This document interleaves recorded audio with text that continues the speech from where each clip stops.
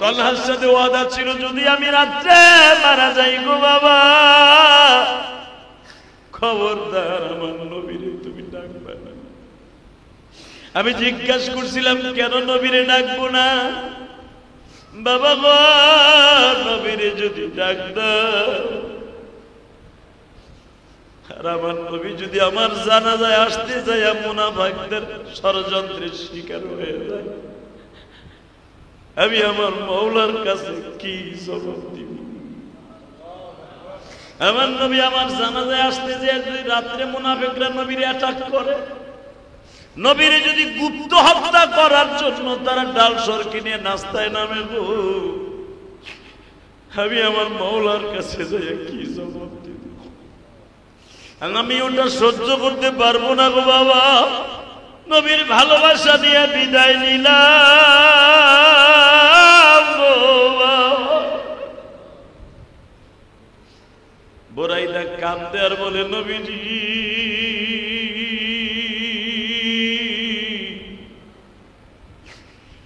আজকে 12 দিন হয়ে গেল আমি আব্বা ডাক শুনি না।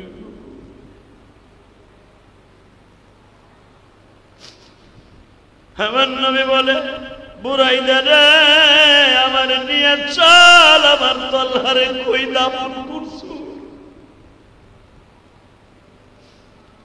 আমি আজকেও হাদিসে দেখলাম বাবা বিশ্ব নবী তলহার কবরের কাছে 802টা গেড়ে দিলেন। কবরের মাটি ধরে বলে তলহারে আমি দেখতাছি তুই আরামে ঘুমাইতেছ, আমি নবী তোর কবরের পাশে থাইকা বেশি ডিস্টার্ব করব না, তুই আরামে ঘুমা। আমি কিয়ামতের মাঠে তোরে ডাইকে উঠাবো, আমি কিয়ামতের মাঠে তোরে ডাইকে উঠাবো, কিয়ামতের মাঠে আমি তোর ঘুম ভাঙাবো। তলহা কিয়ামতের আগে তোর ঘুম আর ভাঙবে না রে তলহা। বাবা বুরাইদা বললেন ঠিক আছে যে দেখ বিশ্ব নবী তোকে কতটুকু লাইক করে। তলহা পাগলের মতো দৌড়ে আসছে, নবী গো আমার বাবারে দেখলাম আপনি কয়েকটা আমল শিখায় দিলেন। আমি 9 বছরের, আমার নাম তলহা। নবী বলে আমি তোমার নামটা জানি, বলো তোমার কি দরকার? নবী আমার বাবারে কয়েকটা আমল শিখায় দিলেন। আমি ছোট্ট মানুষ, আমার কি পছন্দ হয় না, আমি ছোট্ট বিদায় ভাইবেন না আমি আমল করতে পারবো না, আমারও কিছু আমল শিখায় দেন। বিশ্বনবী বললেন তোমার আমল শিখাই দেব, তুমি কি আমার কথা রাখতে পারবা? ছোট্ট মানুষ। আল্লাহ বললেন নবীজি আপনি একবার পরীক্ষা করে দেখেন আপনার কথারে আমি কত মান্য করি। সুবহানাল্লাহ। আপনি আমল তো পরের ব্যাপার, আপনি আমার একটা পরীক্ষা করে দেখেন আমি 9 বছরের তলহা হতে পারি, আপনার কথার আমি কত প্রাধান্য দেই, আমি আপনার কথাকে কত দামি মনে করি। বিশ্বনবী বললেন তাহলে কি একটা পরীক্ষা করব? করো, এই যে তরবারিটা নাও, নিলাম, তোমার বাবার মাথাটা কাটে লয়ে আসো। সুবহানাল্লাহ বললেন। এটা যদি আমার পোলারে বলতো, আমার পোলায় বলতো আগে আপনারটা কাটে দেখি কাটে কিনা, ধার আছে কিনা তরবারিতে, কথা ঠিক না বেঠিক? যে আপনি কিসের নবী, আমার বাপের মাথা কাটতে কোন? আপনি কিসের হুজুর, আপনি বাপরে মারতে কোন? তালহা বললেন দেন তরবারি। তরবারি নিয়ে এমন জোরে দৌড় মেরেছে বাবার মাথা কাটার জন্য। বাবার কাছাকাছি যাইবার পরে বিশ্ব নবী ডাক দিয়েছে তলহা রে, আমি নবী কাটতে বলেছিলাম, আমি নবী আবার তোমার রিটার্ন আসতে বলছি। রিটার্ন তলহা আবার তরবারি নিয়ে পাগলের মতো দৌড়ে আসছে বিশ্ব নবীর সামনে। বিশ্ব নবী জিজ্ঞেস করে তলহা আমি নবী এই জন্য দুনিয়া আসি নাই, হারানো সন্তানরে বাবার কোলে ফিরাই দিতে আসছি, বাবার কোল থেকে সন্তানরে ছিনাই নিতে আসছি।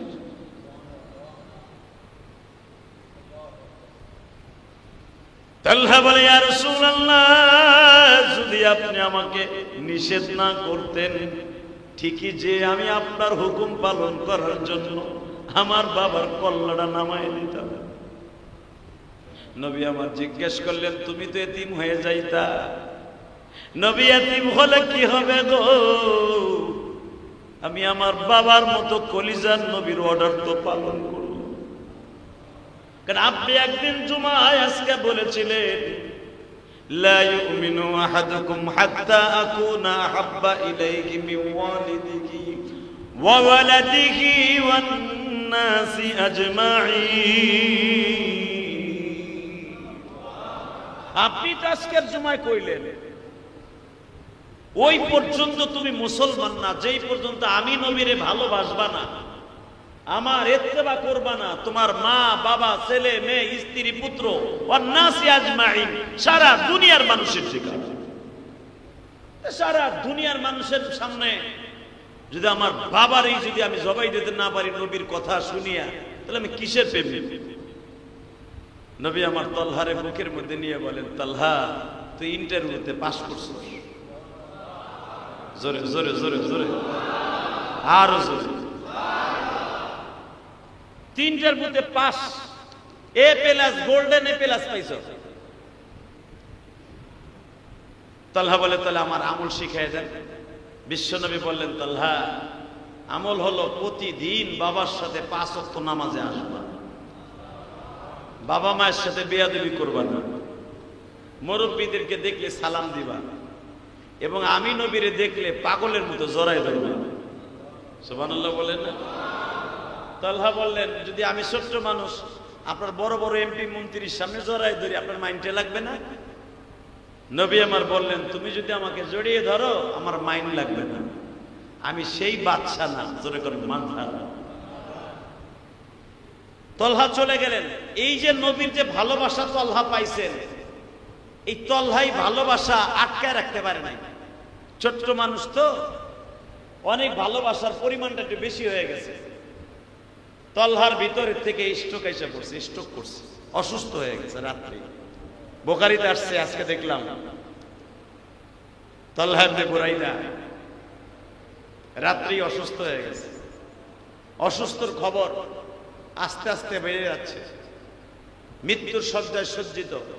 বিশ্বনবীর কানে খবর গেল, ইয়া রাসূলুল্লাহ, আপনি যারা আমল শিখাই দিয়েছিলেন তলহা ছোট্ট, যে আপনার কথা শুনে বাবার মাথা কাটতে গেছিল, আবার আপনার কথা শুনে রিটার্ন আসছিল, আপনার এত ভালোবাসে, সেই ছেলেটা অনেক অসুস্থ, মনে হয় বাঁচবো না।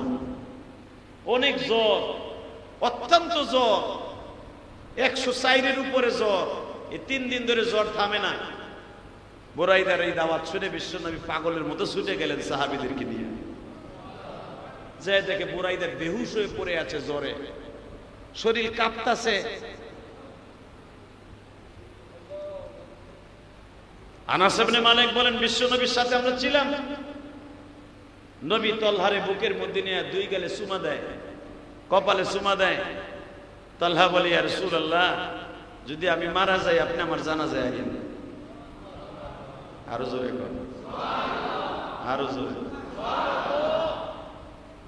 নবী বলে ফেললেন, যদি আমার কানে খবর যায়, আমি যত ব্যস্ত থাকি, যদি মদিনায় থাকি, তোর জানাজায় আমি আমল। নবীর এই কথা বলে বিদায় দিয়ে দিলেন। তলহা ছটফট করতেছে, তলহা ইবনে বুরাইদা ছটফট করতেছে, মৃত্যুর যন্ত্রণায় ছটফট করতেছে।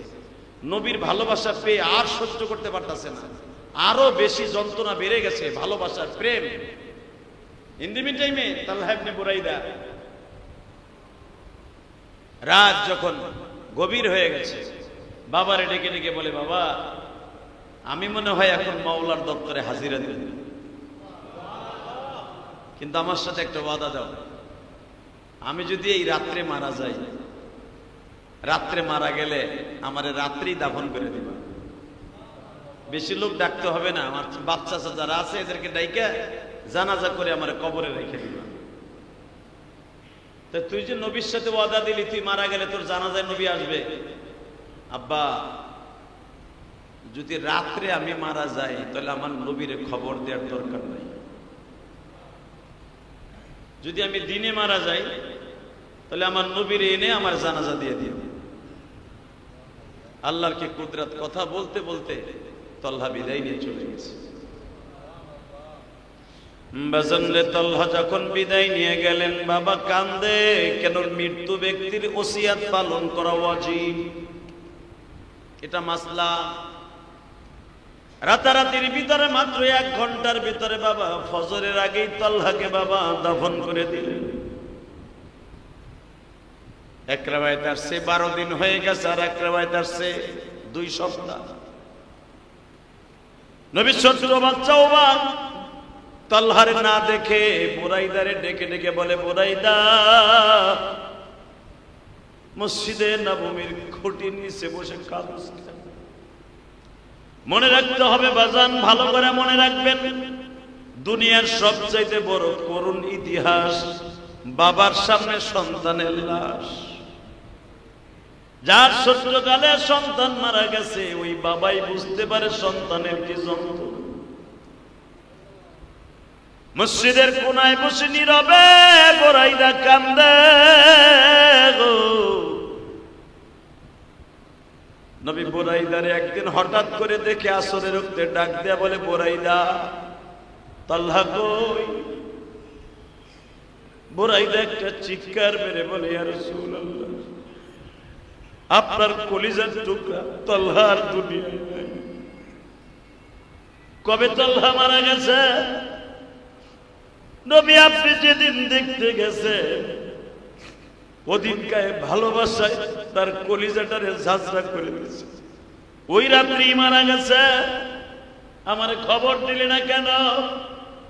নবী আপনারে খবর দিব, মৃত ব্যক্তির ওসিয়ত পালন করা উচিত। তলহার সাথে ওয়াদা ছিল, যদি আমি রাত্রে মারা যাই গো বাবা, খবরদার আমার নবীরে তুমি ডাকবে না। আমি জিজ্ঞাসা করছিলাম, কেন নবীরে ডাকবো না? বাবা গো, নবীরে যদি ডাক দাও আর আমার নবী যদি আমার জানাজায় আসতে যায় মুনাফিকদের ষড়যন্ত্রের শিকার হয়ে যায়, আমি আমার মওলার কাছে কি জবাব দিব? আমার নবী আমার জানাজায় আসতে যায় যদি রাত্রে মুনাফিকরা নবীরে অ্যাটাক করে, নবীরে যদি গুপ্ত হত্যা করার জন্য তারা ডাল সরকি নিয়ে নাস্তায় নামে গো, আমি আমার মওলার কাছে যাই কি জবাব দিব? আমি ওটা সহ্য করতে পারবো না গো বাবা। নবীর ভালোবাসা দিয়ে বিদায় নিলাম গো বাবা। বুরাইদা কান্দে আর বলে, নবীজি,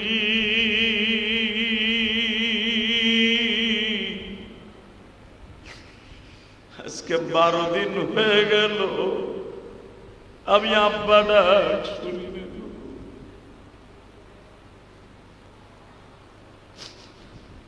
আমার নবী বলে, বুরাইদা রে, আমার নিয়ে চল, আমার তলহারে কই দাফন করছো? আমি আজকেও হাদিসে দেখলাম বাবা, বিশ্ব নবী তলহার কবরের কাছে 802টা গেড়ে দিলেন। কবরের মাটি ধরে বলে, তলহা রে, আমি দেখতাছি তুই আরামে ঘুমাইতেছ,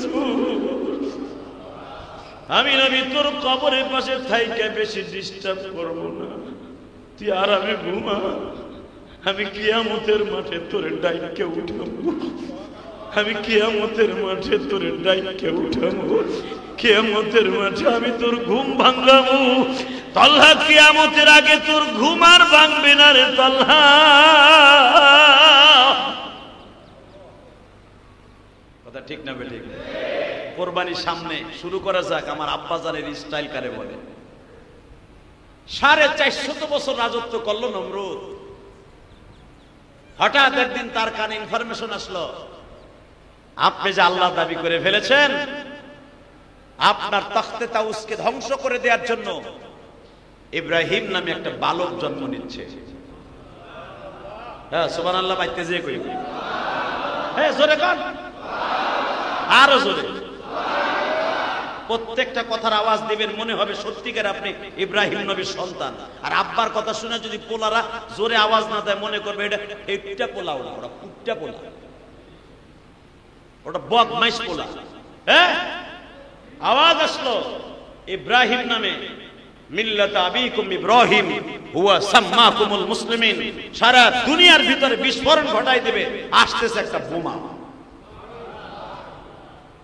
নমরুদকে এই বোমা আবার 450 বছর আমি রাজত্ব করতেছি, আনা রব্বুকুমুল আলা, আমি সবচেয়ে বড় খোদা, এর ভিতর আবার একটা বোমা আসবে, এটার নাম কি? কয় মিল্লাত আবিকুম ইব্রাহিম হুয়া সাম্মাকুমুল মুসলিমিন মিন ক্বাবলু ওয়া ফি হাযা লিয়াকুনার রাসূল।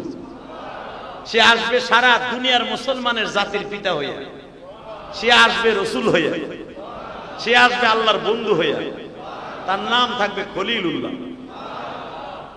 নমরুদ কে এর আসতে দেয়া যাবে না। কেমনে? সর্বপ্রথম একবারে ফ্যামিলি প্ল্যানিং চালু করলো, একবারে প্রথম জন্ম নিয়ন্ত্রণ। জন্ম নিয়ন্ত্রণ বুঝুন তো, সরকার, প্রতিটা সরকার যেই ক্ষমতায় চান্দুর ভো চান্দু বলে দেয়, নমরুদদের মতো জীবনে প্রথম এই ফ্যামিলি বাচ্চা বন্ধ করার সিস্টেম চালু করছে নমরুদদের। বুঝেন না আমার কথা? সর্বপ্রথম বাচ্চা হিসাবে বাচ্চা বন্ধ করার জন্ম নিয়ন্ত্রণ প্রথম চালু করছে নমরুদ। এটার 1 নাম্বার পটাক হলো নমরুদদা। আমাদের দেশের সরকার প্রথম আইসেই বলে একটা ছেলে, ছেলে হোক মেয়ে হোক, দুইটা হইলে যথেষ্ট, তাই না? এটা বলে না?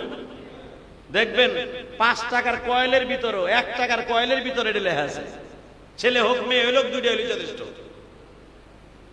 এখন আবার শুনতাছি একটা হইলে যথেষ্ট, 2 দিন পরে কইব লাগবই না, মগামুগি হইয়া থাকলেই যথেষ্ট। কথা কর না কেন? জন্ম নিয়ন্ত্রণ করতে হবে। আর এটা সর্বপ্রথম করছে নমরুদদা। নমরুদ বলে দিছে জন্ম নিয়ন্ত্রণ কেমনে? ইব্রাহিম কবে আসবে? 1 বছরের ভিতরে আসবে। 1 বছর পর্যন্ত কোন পুরুষ তার বউর কাছে যাইতে পারবে না, টোটাল বন্ধ। জন্ম নিয়ন্ত্রণ করো। প্রত্যেকটা মোড়ে মোড়ে, মহল্লায় মহল্লায়, রাস্তায় রাস্তায় পুলিশ ছিল ধরেন 5 লাখ, পুলিশ করলো সেখানে 1 কোটি। প্রত্যেক বাড়ি বাড়ির জন্য পুলিশ নিযুক্ত করা হলো। নমরুদের প্রশাসনিক সমস্ত দপ্তরগুলা সব খালি করে ফেললো বাড়ি বাড়ি পাহারা দেওয়ার জন্য। আল্লাহ যদি কাউরে আনে, পৃথিবীর কোন জন্ম নিয়ন্ত্রণ পারবে না। ঠিক না? আরো জোরে, আরো জোরে। যেই ডিমে,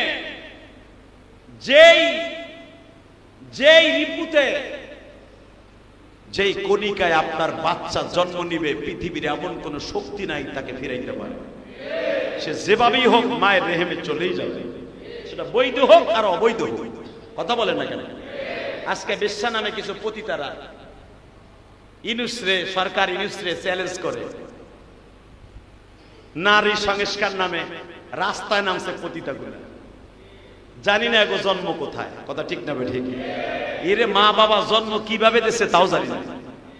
পুলিশকে ধরে ধাক্কা মারে, পুলিশকে ধরে আর্মিরে ধরে বকা দেয়। যারা প্রশাসনিকরে না মেনে পুলিশকে ধাক্কা দেয়, বকা দেয়, মা তুইলা, যে একটা প্রশাসনিক পুলিশকে কুকুরের বাচ্চা বলে গালি দিতে পারে শাহবাগে বসে, তাহলে বোঝা গেল ওর জন্ম কুত্তাই দিছে। এই বেশ্যাগুলাকে এখনো পর্যন্ত ডাক্তার ইউনুসকে বলবে এখনো নিয়ন্ত্রণ করেন। শুনছেন কি কয়? রাস্তায় নামে কি কয় শুনছেন? পতিতাগুলা বেশ্যা ভিত্তিক যেই ব্যবসা আছে, এটাকে তাদের বলে মজুরি হিসেবে আক্কা দিতে হবে। হ্যাঁ, নাউজুবিল্লাহ, বোর কোলের মধ্যে যে কইব। এই কথার দ্বারা আমার মাদের ইজ্জতকে তারা উঠায় নাই, আমার মাদের ইজ্জতকে রাস্তায় নামায় দিয়েছে। আর গতকালকে এক পতিতা সাক্ষাৎকারে সে সাংবাদিকের সামনে বলে, সাহস কত বড়, শাহজালাল ইয়ামানির দেশে, শাহ মাকদুমের দেশে, সরমনায় আল্লাহর কুতুবের দেশে, তাবলীগওয়ালাদের দেশে, এই দেশে যে যে দল করুক না কেন, আওয়ামী লীগ করুক, বিএনপি করুক, জামাত ইসলাম করুক, ইসলামী আন্দোলন যাই করুক, কোন একটা নারী বিপদায় রাস্তা দিয়ে চলবে, এটা কোন পুরুষ চায় না।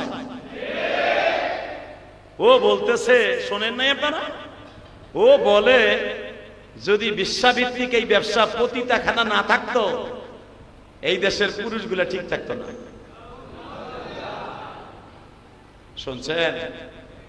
আমরা বলে গোল্লাই যাইতাম গাই বেশ্যারা না থাকলে। মাইর তো এখনো খাস নাই মুসলমানের হাতে, বিশেষ করে মোল্লা গোয়াতের মায়ের খাস নাই। এমন মায়ের শুরু হইব হেফাজতের মায়ের, হেফাজতের বিরুদ্ধে তোরা মিছিল দেশ পতিতা গুলা, ওন্না নাই কাপুন নাই, হেফাজতের বিরুদ্ধে কথা কস, তোর মা শেখ হাসিনা হেফাজতের দোমাইতে যে সে এখন বিদায় নিতে হয়েছে। কথা বলেন না কেন? হেফাজত ইসলাম এটা অরাজনৈতিক সংগঠন, এটা কোরআনের পক্ষে, ইসলামের পক্ষে কিয়ামত পর্যন্ত আছে, থাকবে। এটার বিরুদ্ধে যারাই দমাইতে যাবে, এটার বিরুদ্ধে যারাই কথা বলবে, ওই ধ্বংস হয়ে যাবে। আমি এই মসজিদে বসে বললাম, আমি একদিন থাকবো না, আপনি একদিন থাকবেন না। হেফাজত ইসলাম অরাজনৈতিক সংগঠন, এদের নীতিমালাগুলো আপনি পড়বেন। যদি এদের ক্ষমতা সংসদে যাওয়ার থাকে, এদের যদি নীতি থাকে যে আমরা সরকারকে হটাবো, এই নিয়ত তাদের নাই। তাদের নিয়ত শুধু একটাই, কোরআন হাদিসের পক্ষে জীবন দিতে হয় জীবন দিতে হবে, বিশ্বনবীর ইজ্জতকে এই জমিনে টিকিয়ে রাখবে।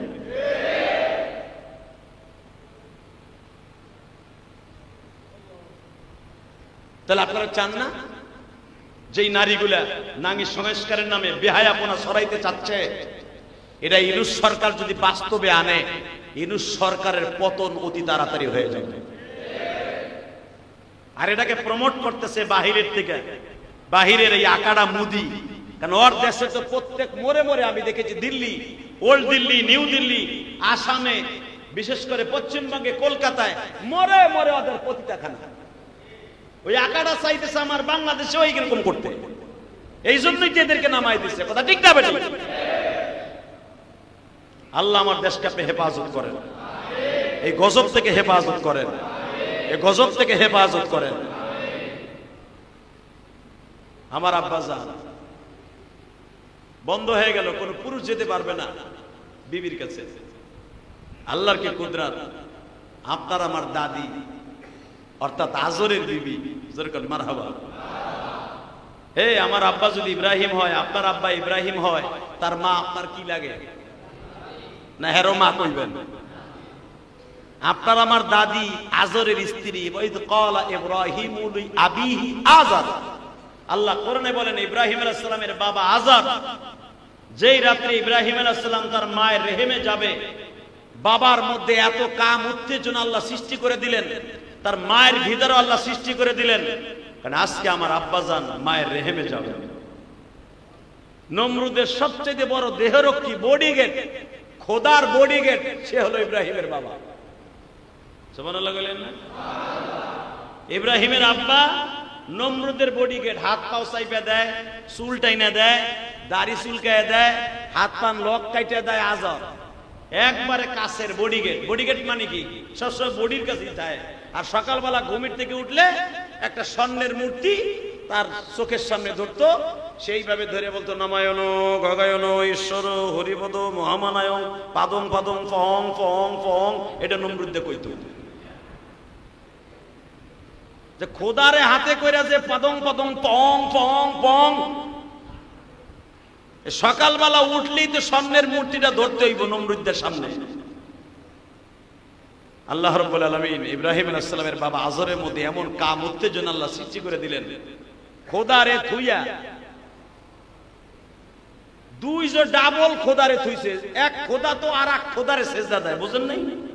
নমরুদা যারে সেজদা দেয় ওইটা এক খোদা না, ওইটা হলো নমরুদের খোদা, ওইটা হলো ডাবল খোদা। ওই ডাবল খোদা রিডাবল খোদারে থুইয়া নমরুদের পাশে ঘুম পড়াই থুইয়া, দোনো খোদারে ঘুম পড়াই থুইয়া সে গেছে আমার আব্বাজানকে দুনিয়া আনার জন্য মায়ের কাছে। আরো জোরে বল। আপনার আমার দাদির কাছে গেছে, মাত্র 8 থেকে 10 মিনিটের ভিতরে আমার আল্লাহ আমার আব্বাকে মায়ের রেহেমে ঢুকিয়ে দিলেন। আজরায় পড়ছে, আই আবার খোদা হাতে করে খাড়াই দিচ্ছে। সকালে উঠলে বলে আজকে এত ঘুমের রিল্যাক্সে ঘুম হলো কেন রে, এতদিন তো ঘুম হয় না। ইব্রাহিম আলাইহিস সালামের আব্বা আজর বলে আমি তো ঘুমাইতে পারি সারা রাত, আপনি তো ঘুমাইতেছেন, আপনার খেদমত করছি তো আপনি ঘুমাই গেছেন।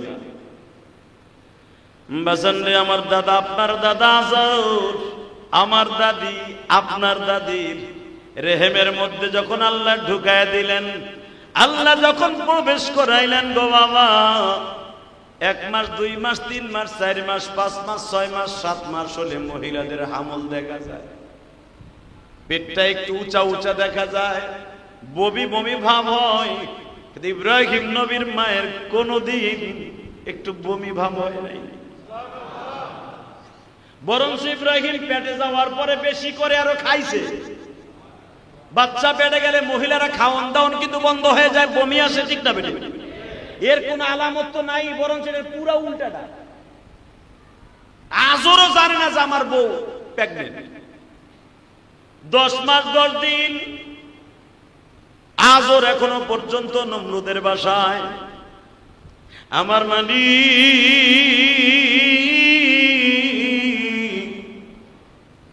ডেকে ডেকে বলে আজরের বিবি রে, উম্মে ইব্রাহিম,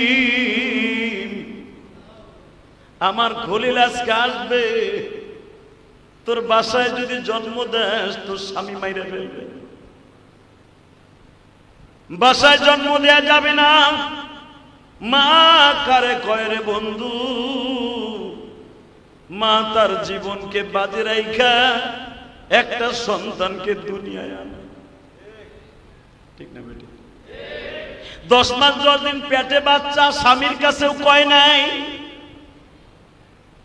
কারণ ইব্রাহিমের মা জানে যদি আমার এই নিষ্ঠুর স্বামীর আজর জানতে পারে আমার পেটের বাচ্চা নষ্ট করে ফেলবে, অথবা নমরুদের কাছে যে বলবে আমার বাচ্চা যে কোনো ভাবে হোক নষ্ট করে দিবি। মা বলে নাই গো, রাত 4টার সময় ইব্রাহিম নবীর মা উম্মে ইব্রাহিম চলে গেলেন পাহাড়ের গুহায়। যে দেখে এত সুন্দর একটা আরামের গুহা, তার বাড়ির থেকে বাজান 13 কিলোমিটার দূর। একটা মহিলা শীতের রজনীতে হেঁটে হেঁটে পাহাড়ের গুহায় অবস্থান করলেন, ওখানে ইব্রাহিমকে প্রসব করলেন। পৃথিবীতে কয়েকটা নারী সন্তান প্রসব করতে যাই 1 ফোঁটা রক্ত বের হয় নাই, 1 ফোঁটা রক্ত বের হয় নাই, তার ভিতরে ইব্রাহিম নবীর মা। আরো জোরে বলেন, নেফাসের 1 ফোঁটা রক্ত দুনিয়ায় বের হয় নাই ইব্রাহিম নবীর মায়ের।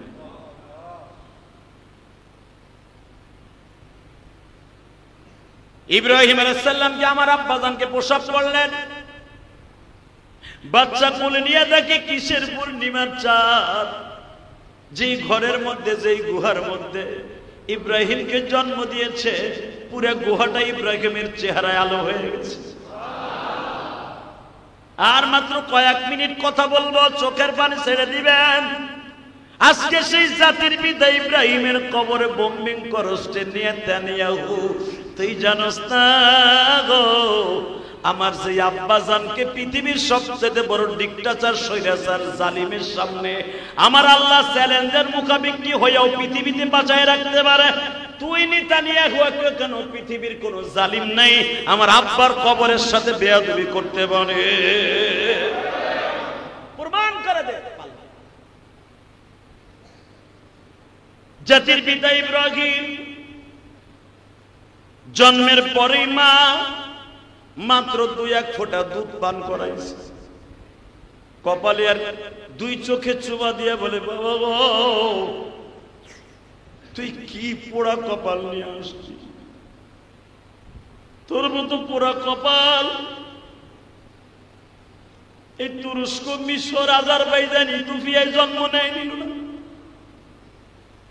বাবা। দুনিয়ার নিয়ম হলো তোর মতো বাচ্চা যদি কোনো রাজ পরিবারে জন্ম নিত তোর চাইতে এত আদর পৃথিবীতে কেউ পাইতো না,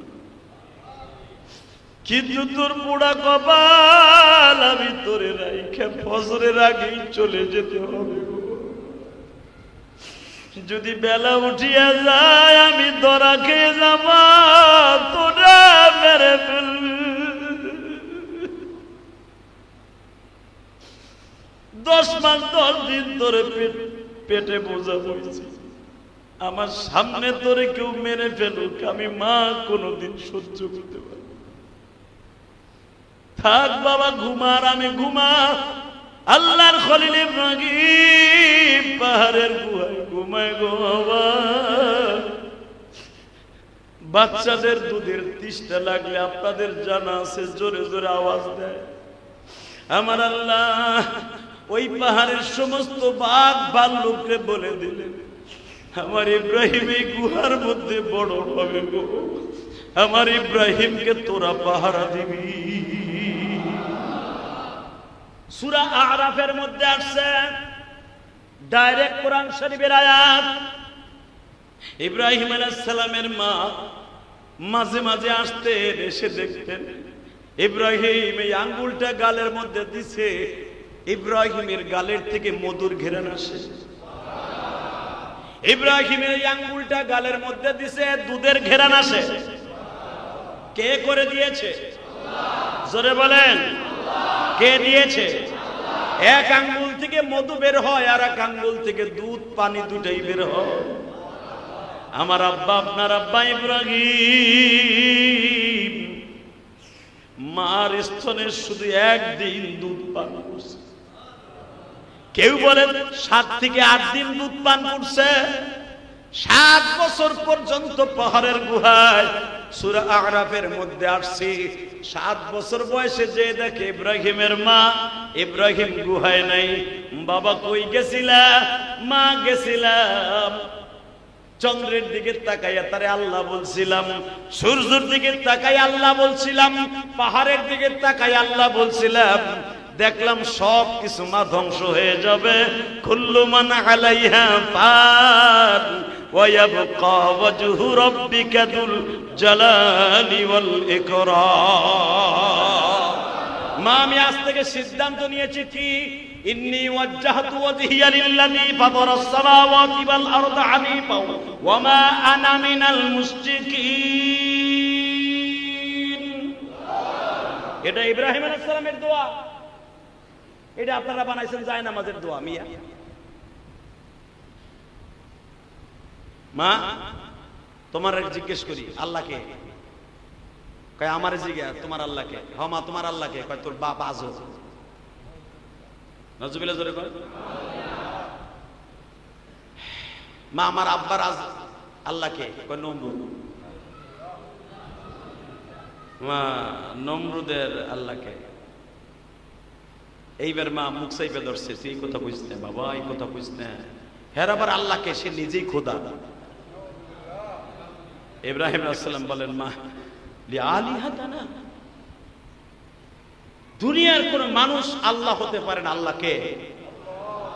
ইব্রাহিম আলাইহিস সালাম বললেন, মা তার সাথে আমার একদিন সাক্ষাৎ হবে, আমি বাসায়ও যাব, নমরুদের সাথে আমার মোকাবেলা হবে, নমরুদকে বুঝায় দেব কুল হুয়াল্লাহু আহাদ আল্লাহুস সামাদ লাম ইয়ালিদ ওয়া লাম ইউলাদ ওয়া লাম ইয়াকুল লাহু কুফুয়ান আহাদ। মেরে ভাই দোস্ত বুজুর্গ, আমার আব্বা আপনার আব্বা এখনো জনমানবে আসে নাই। পাহাড়ের গুহায় বইয়েই জালিমের বিরুদ্ধে হকের পথে আল্লাহর দ্বীনের রাস্তায় জিহাদ ঘোষণা করেছে 7 বছর বয়স থেকে। আমরাও তার সন্তান হয়ে যে কোনো মুহূর্তে কোরআনের পক্ষে, আল্লাহর পক্ষে, নবীর পক্ষে, ইসলামের পক্ষে যে কোনো মুহূর্তে জিহাদের ডাক আসতে প্রস্তুত আছি না নাই? ইনশাআল্লাহ বলেন রাজি আছি না নাই? বলা যায় না, বলা যাচ্ছে না। যেই যুদ্ধের কথা আমার বিশ্বনবী বিশ্বযুদ্ধের কথা বলে গিয়েছিলেন, যেই যুদ্ধটা হিন্দুস্তান থেকে শুরু হবে, ভারত থেকে শুরু হবে, জানি না ওই যুদ্ধটা লেগে গেছে কিনা। যদি লেগেই যায়, কারণ চায়নাও বলেছে, রাশিয়াও বলেছে, তুরস্কও বলেছে পাকিস্তানের সাথে আছে। আমেরিকার ডোনাল্ড ট্রাম্প, ওই ভদ্রলোকও বলেছে ভারত ঠিক করে নাই। তাহলে বোঝা যাচ্ছে মুসলমানের বিজয় হবে ইনশাআল্লাহ বলেন। আর আলামতেও বোঝা যাচ্ছে বিশ্বনবীর সেই ভবিষ্যৎবাণীর যুদ্ধের দামামা মনে হয় বেজে গেছে। যে কোনো মুহূর্তে প্রস্তুত থাকতে হবে, মরণ তো হয়েই যাবে, কথা ঠিক না বেটে? পয়সা থাকতে পারবেন কুত্তার মতো আর বিড়ালের মতো 100 বছর না বাইছে একদিন বাঁচবো কোরআনের পক্ষে। যদি ওই দামামা এটা বেজেই যায়, রাজি আছি তো ইনশাআল্লাহ? রেডি আছেন তো ইনশাআল্লাহ? রেডি আছেন তো? আল্লাহ কবুল করেন। আর মাত্র কয়েক মিনিট কথা বলবো, চোখের পানি ছেড়ে দিবেন। আজকে সেই জাতির পিতা ইব্রাহিমের কবরে বোম্বিং করস্টে নিয়ে নেতানিয়াহু, তুই জানোস না গো আমার সেই আব্বাজানকে পৃথিবীর সবচেয়ে বড় ডিক্টেটর স্বৈরাচার জালিমের সামনে আমার আল্লাহ চ্যালেঞ্জের মুখাপেক্ষি হয়েও পৃথিবীতে বাঁচায় রাখতে পারে। তুই নেতানিয়াহু কেন? পৃথিবীর কোন জালিম নাই আমার আব্বার কবরের সাথে বেয়াদবি করতে পারে। কুরবান করে দে। জাতির পিতা ইব্রাহিম জন্মের পরেই মা মাত্র 2-1 ফোঁটা দুধ পান করাইছে। কপালে আর 2 চোখে চুমা দিয়ে বলে, বাবা গো তুই কি পোড়া কপাল নিয়ে আসছি, তোর মতো পোড়া কপাল এই তুরস্ক, মিশর, আজারবাইজান, ইথিওপিয়ায় জন্ম নেয়নি। বাবা দুনিয়ার নিয়ম হলো তোর মতো বাচ্চা যদি কোনো রাজ পরিবারের জন্ম নিত, তোর চাইতে এত আদর পৃথিবীতে কেউ পাইত না। কিন্তু তোর পোড়া কপাল আমি তোরে রাইখা ফজরের আগেই চলে যেতে হবে। যদি বেলা উঠিয়া যায় আমি ধরা খেয়ে যাব, তোরা মেরে ফেলবি। 10 মাস 10 দিন তোরে পেটে বোঝা বইছি, আমার সামনে তোরে কেউ মেরে ফেলুক আমি মা কোনোদিন সহ্য করতে পারি। থাক বাবা ঘুমার, আমি ঘুমা। আল্লাহর খলিল ইব্রাহিম পাহাড়ের গুহায় ঘুমায় গো বাবা। বাচ্চাদের দুধের তৃষ্ণা লাগলে আপনাদের জানা আছে জোরে জোরে আওয়াজ দেয়। আমার আল্লাহ ওই পাহাড়ের সমস্ত বাঘ ভাল্লুককে বলে দিলেন, আমার ইব্রাহিম এই গুহার মধ্যে বড় হবে গো, আমার ইব্রাহিমকে তোরা পাহারা দিবি। সূরা আরাফের মধ্যে আসছে, ডাইরেক্ট কোরআন শরীফের আয়াত। ইব্রাহিম আলাইহিস সালামের মা মাঝে মাঝে আসতেন, এসে দেখতেন ইব্রাহিম এই আঙ্গুলটা গালের মধ্যে দিছে, ইব্রাহিমের গালের থেকে মধুর ঘেরান আসে। ইব্রাহিমের এই আঙ্গুলটা গালের মধ্যে দিছে, দুধের ঘেরান আসে। কে করে দিয়েছে? জোরে বলেন, কে দিয়েছে? এক আঙ্গুল থেকে মধু বের হয়, আর এক আঙ্গুল থেকে দুধ পানি দুটাই বের হয়। আমার আব্বা, আপনার আব্বা ইব্রাহিম মার স্তনে শুধু একদিন দুধ পান করছে। কেউ বলেন 7 থেকে 8 দিন দুধ পান করছে। 7 বছর পর্যন্ত পাহাড়ের গুহায়, সূরা আরাফের মধ্যে আসছে। 7 বছর বয়সে যে দেখে ইব্রাহিমের মা, ইব্রাহিম গুহায় নাই। বাবা কই গেছিলা? মা গেছিলাম চন্দ্রের দিকে তাকাইয়া তারে আল্লাহ বলছিলাম, সূর্যের দিকে তাকাই আল্লাহ বলছিলাম, পাহাড়ের দিকে তাকাই আল্লাহ বলছিলাম। দেখলাম সব কিছু মা ধ্বংস হয়ে যাবে। কুল্লু মান আলাইহা ফান ওয়া ইয়াবকা ওয়াজহু রাব্বিকা যুল জালালি ওয়াল ইকরাম। মা আমি আজ থেকে সিদ্ধান্ত নিয়েছি কি, ইন্নী ওয়াজ্জাহতু ওয়াজহিয়া লিল্লাযী ফাতারাস সামাওয়াতি ওয়াল আরদা হানিফা ওয়া মা আনা মিনাল মুশরিকিন। এটা ইব্রাহিম আলাইহিস সালামের দোয়া। মা নমরুদের আল্লাহকে এইবার মা মুখ চাইপে ধরছে, তুই এই কথা বুঝতে বাবা, এই কথা বুঝতে। হের আবার আল্লাহকে সে নিজেই খোদা। ইব্রাহিম আলাইহিস সালাম বলেন, মা লিআলিহাতানা, দুনিয়ার কোন মানুষ আল্লাহ হতে পারে না, আল্লাহকে। ইব্রাহিম আলাইহিস সালাম বললেন, মা তার সাথে আমার একদিন সাক্ষাৎ হবে, আমি বাসায়ও যাব, নমরুদের সাথে আমার মোকাবেলা হবে, নমরুদকে বুঝাই দেব কুল হুয়াল্লাহু আহাদ আল্লাহুস সামাদ লাম ইয়ালিদ ওয়া লাম ইউলাদ ওয়া লাম ইয়াকুল লাহু কুফুয়ান আহাদ। মেরে ভাই দোস্ত বুজুর্গ, আমার আব্বা আপনার আব্বা এখনো জনমানবে আসে নাই, পাহাড়ের গুহায় বইয়েই জালিমের বিরুদ্ধে হকের পথে আল্লাহর দ্বীনের রাস্তায় জিহাদ ঘোষণা করেছে 7 বছর বয়স থেকে।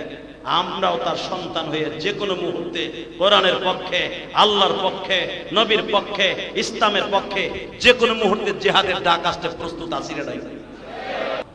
ربنا ظلمنا انفسنا وان لم تغفر لنا وترحمنا لنكونن من الخاسرين اللهم اغفر لنا ولوالدينا رب ارحمهما كما ربياني صغيرا اللهم اغفر لنا ولوالدينا رب ارحمهما كما ربياني صغيرا رب العالمين তুমি যদি একটু রহমতের নজরে তাকায় দেখো, আল্লাহ যারা আমিন আমিন বলছে, কে কত গুনাহ করছে আমি জানি না, আমি গুনাহগার সহ কে কোথায় বসে হাত তুলছে তাও জানি না। তবে একটা জিনিস জানি, তোমার নাম রহমান, আমাদের জীবনের সব গুনাহগুলি মাফ করে দাও। যাদেরকে নিয়ে হাত তুলছি তারাও একদিন থাকবে না, আমিও একদিন দুনিয়ায় চিরদিন বেঁচে থাকবো। কত মা বোনেরা বাসায় বসে অসুস্থ শরীর লইয়া হাত তুলছে, জুমার দিন আসলেই কত মা সন্তানের হাত দিয়ে টাকা পাঠায় দেয়। হুজুরের হাতে দিয়া বলি, আমার মা এই দুনিয়ার থেকে চলে গেছে, আমার স্বামী চলে গেছে, আমার সন্তান মারা গেছে। কত মা বাসার থেকে স্বামীর হাত দিয়ে টাকা পাঠায়। আল্লাহ যে যেখান থেকে দোয়া চায় প্রত্যেকের বাবা মায়ের কবরটা জান্নাতের বাগান বানায়। আল্লাহ খাস করে যাদেরকে নিয়ে হাত তুলছি, এত গরমের ভিতরে এসির মধ্যে থাকতে পারি না, ফ্যানের নিচেও থাকতে পারি না, এত গরম। কিন্তু আমরা যারা মা বাবা হারায় ফেলছি, জানি না ওই মা কবরে কেমন, ওই বাবা কবরে কেমন আছে জানি না গোয়ালি। ওই বাবা মায়ের কবরটা জান্নাতের বাগান মানে। আল্লাহ অনেকের বাবা মা বেঁচে আছে অসুস্থ, মেহেরবানি করে সুস্থ বানায় দিন। আল্লাহ অনেকের ব্যবসা বাণিজ্য খারাপ, বরকত দিয়ে দিও। আল্লাহ তাআলা যে যেখান থেকে তোমার এই ঘরে দান করছে দানগুলো কবুল করে নাও। আল্লাহ আমার রক্ত পানি করা কষ্টের টাকার মসজিদ, মেহেরবানি করে যারাই দান করে তাদের দানগুলো কবুল করো। এই ওসিলায় আমি সহ আমার জনম দুঃখিনী মায়ের কবর, দাদা দাদির কবর, নানা নানির কবর, আল্লাহ যে যেখান থেকে আত্মীয় স্বজন আছে প্রত্যেকের কবরটা জান্নাতের বাগান বানিয়ে দিও। এই মসজিদে যারা দান করে তাদের বাবা মায়ের সকলকে তুমি মাফ করে দিও। আল্লাহ আমাদের দোয়া কবুল ও মঞ্জুর করে নাও। আল্লাহ আমাদের সবাইকে তুমি মাফ করে দাও। সাল্লাল্লাহু তাআলা। আল্লাহ বিশেষ করে পাকিস্তান ভারতের যুদ্ধকে তুমি বন্ধ করে দাও। আল্লাহ পাকিস্তান ভারতের যুদ্ধকে বন্ধ করে দাও। ফিলিস্তিনের মুসলমানকে হেফাজত করো। ফিলিস্তিনের মুসলমানের পূর্ণ আবাসন আবার তুমি করে দাও। আল্লাহ গাজার মুসলমানের, লাফার মুসলমানের আবাসন আবার তুমি তৈরি করে দাও। আল্লাহ তুমি আমাদের দোয়া কবুল ও মঞ্জুর করো। সাল্লাল্লাহু তাআলা আলা খায়রি খালকিহি মুহাম্মদ ওয়া নূরি আরশি সাইয়্যিদিনা মাহবুব বিরহমাতিকা ইয়া আরহাম। কমেন্ট বক্সে জানিয়ে দিন আপনার মতামত। ভিডিওটি ভালো লাগলে অবশ্যই একটি লাইক দিন এবং শেয়ার করুন। পরবর্তী আপডেটের জন্য চ্যানেলটি সাবস্ক্রাইব করে আমাদের সাথেই থাকুন। ধন্যবাদ।